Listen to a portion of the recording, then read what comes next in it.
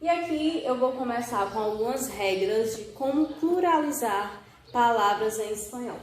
Primeira regra, acrescenta um S no fim da palavra quando a palavra terminar em vogal não acentuada, exceto é ou o.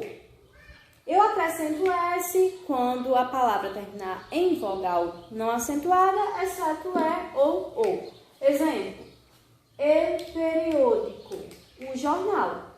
Periódico terminou com vogal o. Então, los periódicos, eu vou acrescentar um S no fim. El espírito, o espírito. Espírito em espanhol termina com a vogal U. Então, no plural, eu vou acrescentar um S. Los espíritus. El café terminou com vogal E. E essa vogal ela está acentuada, porém a regra permite que eu acrescente o S também nas vogais E e O acentuadas. Então, eu vou acrescentar o S. Los cafés. Lembrando que no plural das palavras, o artigo sempre concorda com o substantivo. Se o substantivo for masculino, no plural ele também ficará masculino, só que com o acréscimo do S no plural. Acrescenta S quando a palavra terminar em consoante I ou U acentuados. Diferente da primeira regra, eu vou acrescentar o ES quando a palavra terminar em consoante ou se terminar com I e U acentuados. Exemplo, el javali. Javali, o javali, terminou com I acentuada. Então, eu vou acrescentar ES no fim. El bambu. Bambu terminou com vogal U acentuada. A regra me permite que eu acrescente ES no fim. Então, los bambúes. La ciudad, a cidade. Cidade terminou com D, consoante. A regra permite que eu acrescente ES no fim. Então, las ciudades, as cidades.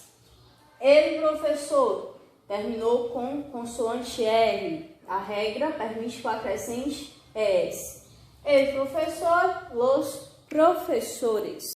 Terceira regra, palavras terminadas em Z, eu troco o Z por CS. Exemplo, el pez, o peixe. Pez terminou com Z, então eu troco o Z por CS. Los peces. La voz, voz terminou com Z, eu troco o Z por CS. CS, las voces, as vozes. Quarta regra, palavras terminadas em S ou X, precedidas de vogal átona, são invariáveis, ou seja, eu não preciso pluralizar. A única coisa que irá pluralizar são os artigos. Exemplo, el tórax. Tórax terminou com X, então essa palavra não precisa pluralizar, apenas o artigo irá ficar no plural. Los tórax. La crisis. Crise terminou com S. Essa palavra não pluraliza. A única coisa que irá pluralizar é o artigo. Las crises. Exceção. A única exceção, gente, é a palavra ônix. El ônix terminou com X, porém essa palavra ela irá pluralizar e ficará los ônices. Eu acrescento CES na regra das consoantes. Essa é a única exceção. Última regra, monossílabos, acrescenta-se ES no fim. Exemplo, mês. Monossílabos é uma palavra de somente uma sílaba. Mês, eu só tenho uma sílaba. El mês, los meses. Eu acrescento ES. Outro conteúdo que nós iremos revisar hoje são os pronomes reflexivos. O que são pronomes reflexivos? Eles são usados quando eu utilizo uma expressão em que o sujeito, ao mesmo tempo que pratica a ação, ele sofre essa ação. Exemplo, o verbo pentear. Eu me penteio e ao mesmo tempo que eu pratico a ação de me pentear, eu mesmo estou sofrendo essa ação, eu mesmo estou sendo penteada. Então, sempre que tiver um verbo em que a ação ela ocorra ao mesmo tempo contra o próprio sujeito e ele mesmo a pratique, eu vou utilizar o pronome reflexivo.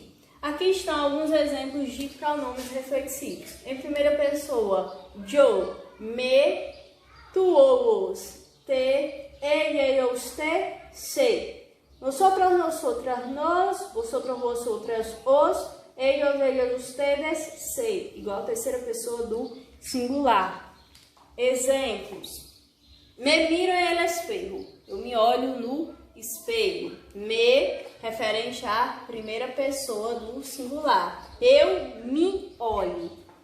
Tenho que peinar-me. Eu tenho que me pentear. Então, esse me aqui também referente à primeira pessoa do singular. No te peines. Não se penteie. Esse te aqui referente à segunda pessoa do singular. Tu, te.